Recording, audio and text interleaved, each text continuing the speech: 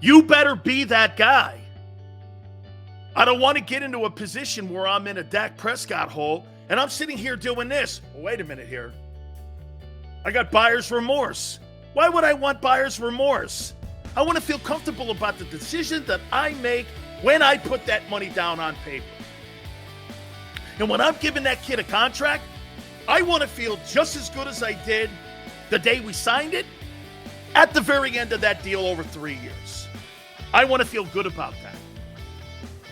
Don't make me regret it like you see Jerry regretting it in Dallas.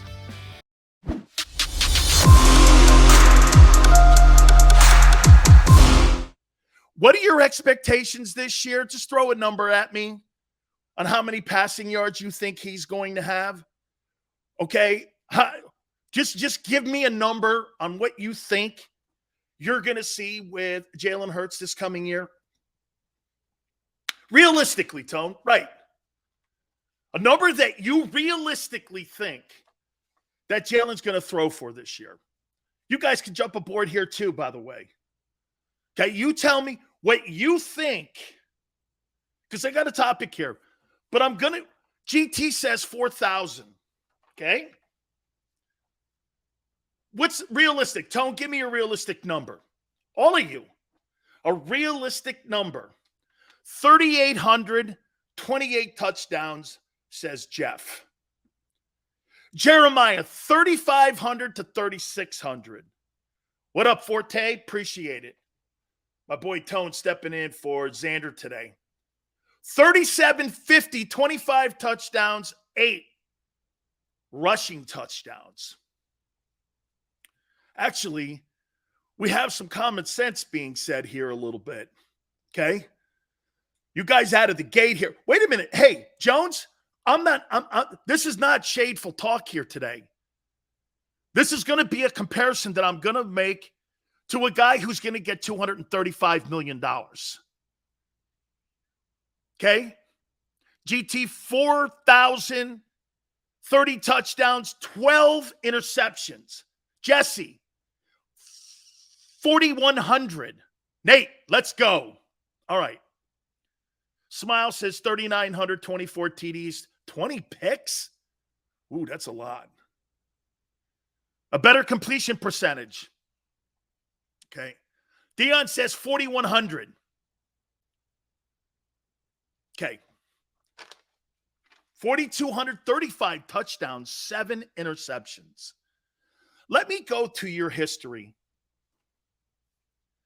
of quarterback play for the Eagles in your franchise's history, okay? Let's start there. Let's get a theme and a trend on how you guys are at the quarterback position in your franchise's history. All-time passer, Donovan McNabb, 32,873 from 99 to 2009. Then you have to go to the 70s. Ron Jaworski, 26,963. The 70s. Donovan McNabb, he last played for the Eagles in 09. 32,873. Randall Cunningham, 22,877, the 80s. So you got 70s and 80s for 2 and 3. Carson Wentz is 4th all-time in passer history for the Eagles at 16,811 from 16 to 2020. Jesus criminy. These are pathetic quarterback numbers for a franchise that's been around forever. Norm Snead from the 60s is 5th at 15,672. Are you guys seeing a theme here? Have you ever got the quarterback right? 90s, 80s, 70s, 60s, and then Wentz.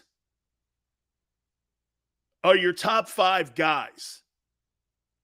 Now, let's go one further here. Let's go to the best single seasons in Eagle history throwing the ball. Number 1, the guy who had the best year passing in the history of the Philadelphia Eagles is Carson Wentz. 4,039 in 2019. Number 2 is Donovan McNabb, 3,916 in 2008.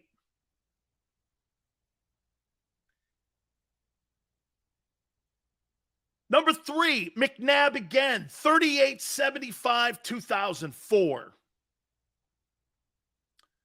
Fourth, Randall Cunningham, 3808, 1988.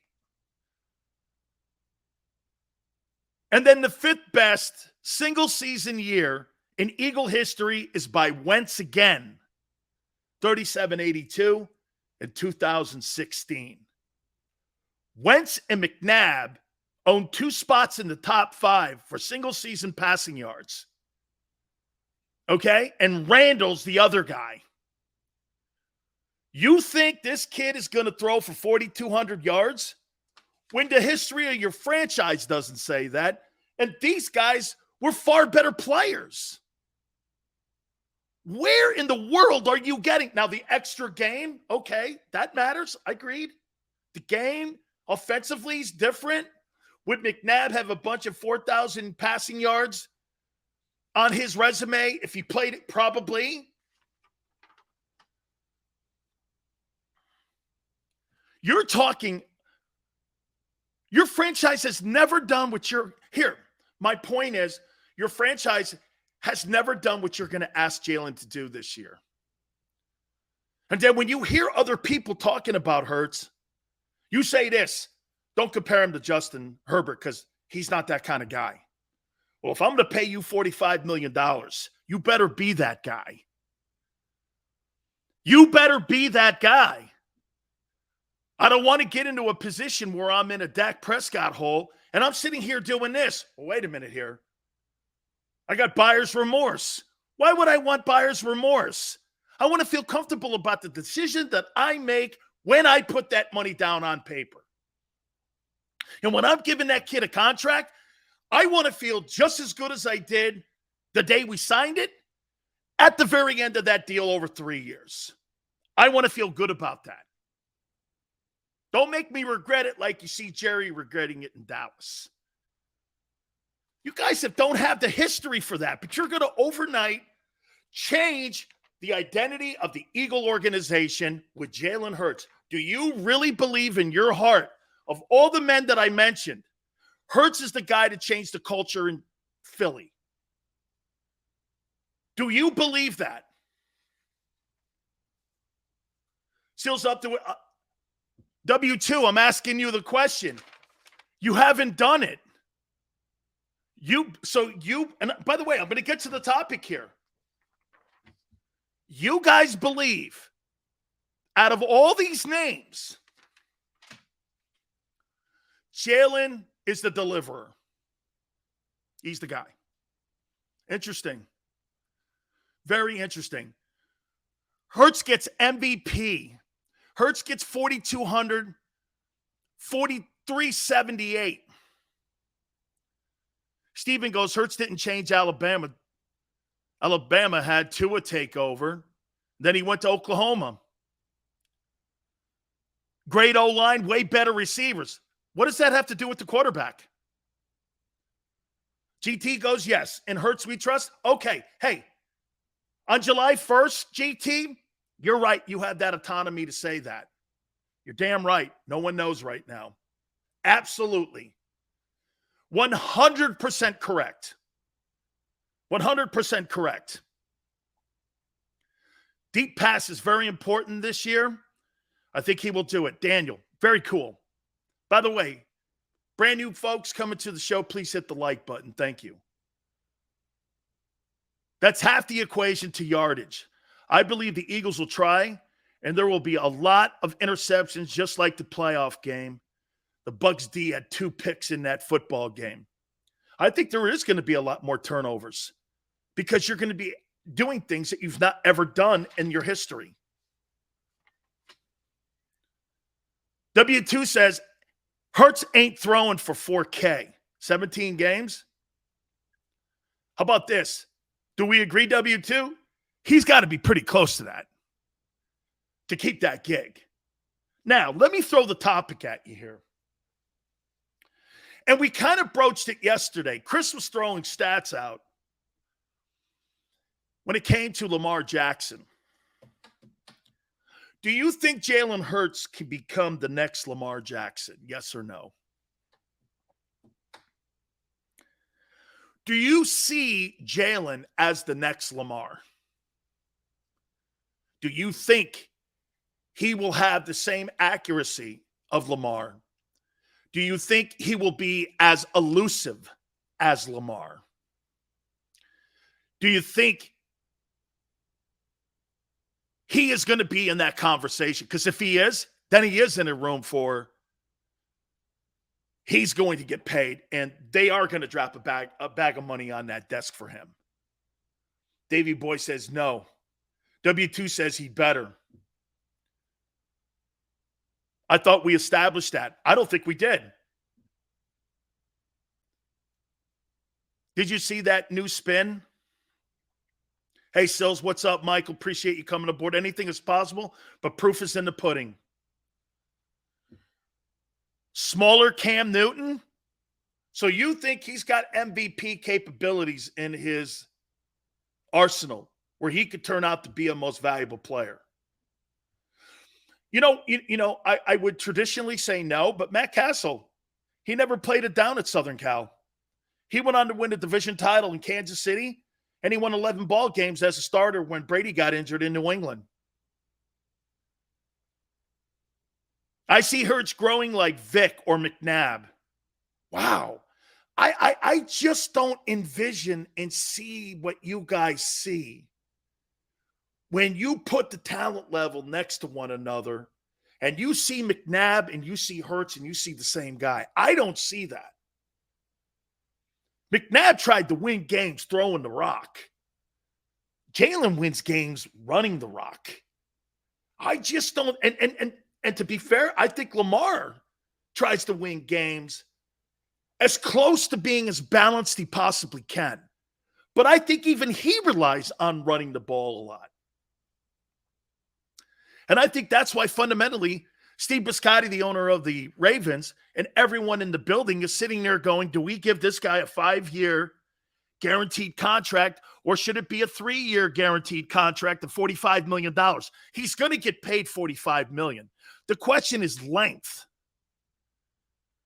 And they're having this spirited debate in Baltimore. I think this has a lot of ramifications on how you see Jalen Hurts. You don't think he can be a Russell Wilson? GT, absolutely not. He's not the passer Wilson is. Michael Wren is due in September. Kyle says, just logged on, how much Jalen back? No, Kyle, I asked you, do you think that Jalen Hurts can turn into a Lamar Jackson? You think he's the next Lamar Jackson? I think Hurts can be Alex Smith. Playoffs, but not championships. It's childish to call it bashing. Yep, logged on and it's the same thing. I'm asking about Lamar. Holy cow, whatever, guy. It's all good. I just want to see him be a winner. Yes, I think he can get to Jackson's level. You think he can lead the NFL in passing touchdowns and 1,200 rushing yards? Whew, man, that is an awful lot. That is an awful lot to ask. By the way, don't forget Herschel Walker, bottom of the hour. Legendary college football player, arguably the best running back in college football history. And on top of that is running for the Senate for the state of Georgia. We will talk to him. That'll be at the bottom of the hour. Jones, you know what? I thought it was a reach when people said Steve McNair. And I got to tell you, The more I look at the numbers, the more I look at the completion percentage, I say the same thing to you. There's something there. Maybe McNair is more of the favorable comparison. Davey Boy goes, hey, make no mistake about it, okay? Make no mistake about it. Rent is due. Okay? Hey, just so you know, Tone, Herschel just texted me, so he's going to be 5 minutes late. No problem. No problem. So he's going to be 5 minutes late. So Herschel's going to be here with us. Until then, you guys can get a chance to jump aboard with us. Tone's aware of Herschel Walker right now being a little bit late and running behind, so he will be with us momentarily as we get down towards the bottom of the hour. Michael goes, Herschel or Bo Jackson? I played against both guys. Wow. Unbelievable. Just unbelievable talent. You know, it's funny. It's funny when you talk about Lamar Jackson and then you throw Jalen into the conversation there. Both styles of the same. I think, you know what? You want to hear this? Tone, do you agree? This is the favorable comparison. This is the favorable comparison. Is Lamar Jackson. You can't compare Jalen to Joe Burrow or Justin Herbert. Rob Ellis is right. You can't, because that's not the style of play. Okay? I think it's riskier. And here's something else too. Let me add this into the conversation on both Lamar and Jalen. What do you guys think the shelf life is for a guy with this style? Lamar Jackson and Jalen Hurts. What do you think the shelf life is? Okay? What do you think the shelf life is of a player that plays like Lamar Jackson? What would you feel comfortable? Because this is going to play into what you're going to do with Jalen. Michael goes 3 to 5 years. Michael, you think that's what Jalen Hurts' ceiling is too? 3 to 5 years? Maybe 7? 7-year, 3-year contract. You get the best out of him after a 3-year contract, then you got to go hunting again for another quarterback. That's a great take, Jesse. Jesse, that's a great take. Jackson is more reckless in his running style. He is. Guy's got to learn to slide better. Completely agree. Completely agree. Jeremiah goes, I'll give it 7 to 10. Hurts doesn't run like Lamar. GT, I'm assuming that you think it's because of the reckless style that he runs like. GT goes that Hurts and Lamar are two kinds of running. Davey Boy, you think a style like that is a 10-year window? 10-year window, I'm good giving a contract in the heart of that 10 years for the max, okay, to get out of that. But here, think of this. Watch this. So, guys, you're saying between 5 and 10 years. Guy like Justin Herbert or Joe Burrow, that's 15 years you got a window of. That's got a shelf life of longer, which means you can build your football team around that style. I think that's the dilemma that they have in Baltimore and what they're thinking about even with Jalen in Philly. It's not that the kid's not good. Is it sustainable? Get this. That's not a rip. That style of play. Hey, I think you have to look at Kyler Murray in Arizona thinking the same way. He's awful at sliding. Kid, get down. Kid, get down. Russell Wilson has that as a skill set. Bottom line for me, Silz, it's Hurts has to get us a playoff win for another contract. Iron says, as Hurts develops and gets older, he will run less. And Iron, that comes from around building the team, like you're saying. You're right, and it's fair. Silz, Hurts averaged 210 yards per game last year. 4,000 yards is 236 a game. If Hurts can't improve by 26 yards per game, it would be justified. He needs to average 250 per game. I think you're right, Bob. I think that's the number. If I'm not mistaken, I do think that's the number. Let me take a look at that. I think that's the number. I think you're dead on with that. 250 times 17. That's 4,250, actually. I think it's more like 240 times 17. About 235. 235 times 17. That's 39.95. So if he's a tick above 235, he's throwing for 4,000 yards. That's got to be doable. Especially with the assets you spent on getting a $100 million wide receiver in A.J. Brown, and also what you've done over here on the other side by drafting Devontae Smith and using a first-round draft choice. You've got to start getting payoffs on those. And where you and get this. Think about this for a second. So you have a first-rate O-line. You have a first-rate wide receiving core, counting Dallas Goedert at the tight end position. And you're trying to do it with a $1.1 million quarterback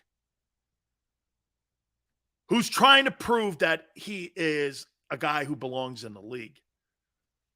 Hey, that's a lot to ask of him. Okay? That's a lot to ask. Okay?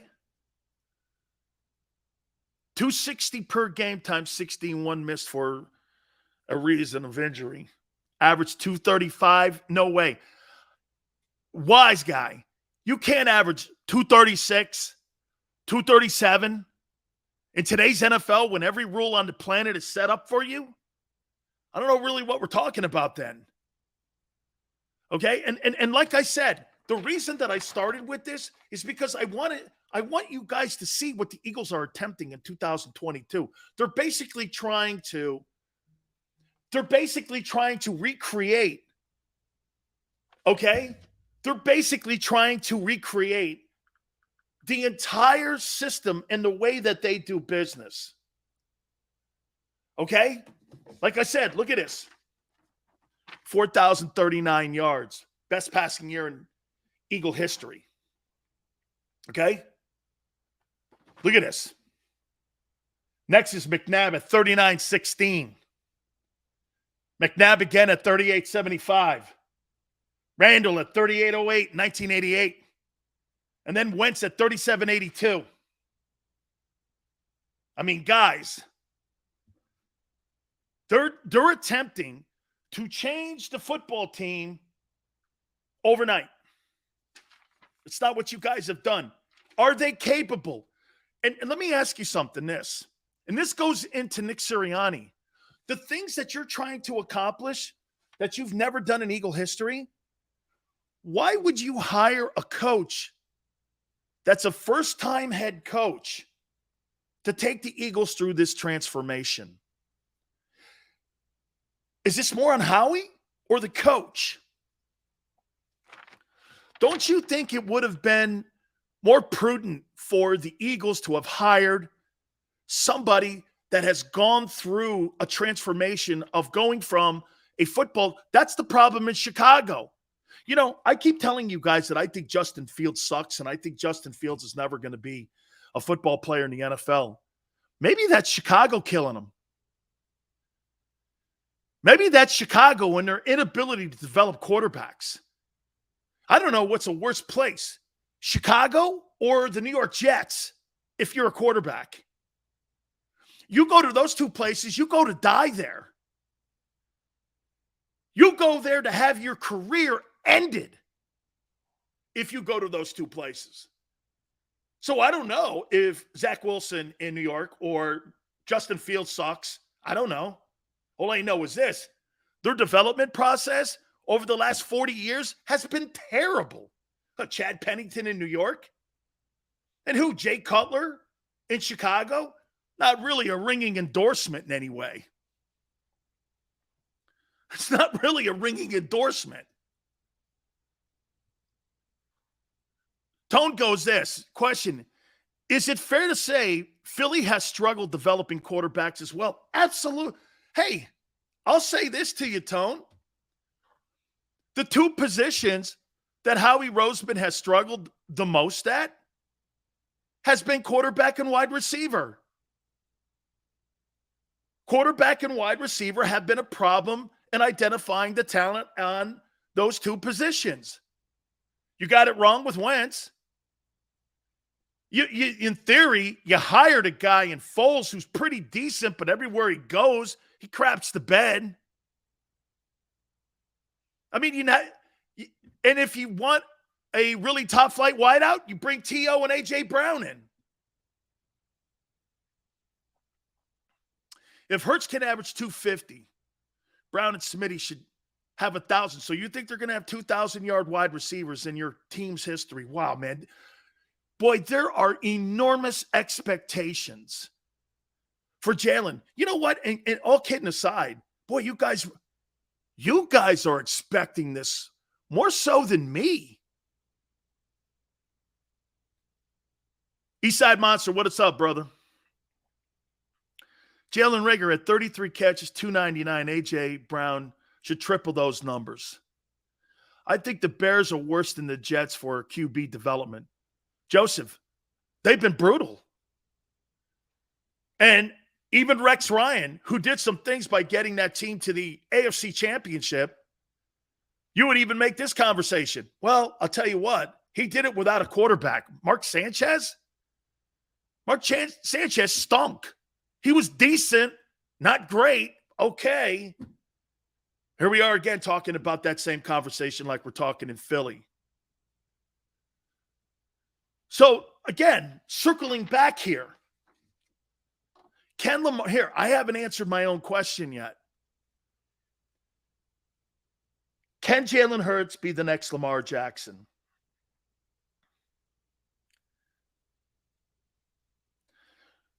Would I want Lamar Jackson as a starting quarterback in Philly?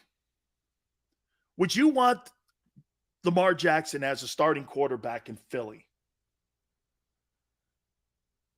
Would you want that? Bob says there should be enormous expectations. You're dead right. Jeremiah says, you guys see. I'm going to hit on another topic here. By the way, don't forget, Herschel Walker's running a little behind. We'll have him here at the bottom of the hour.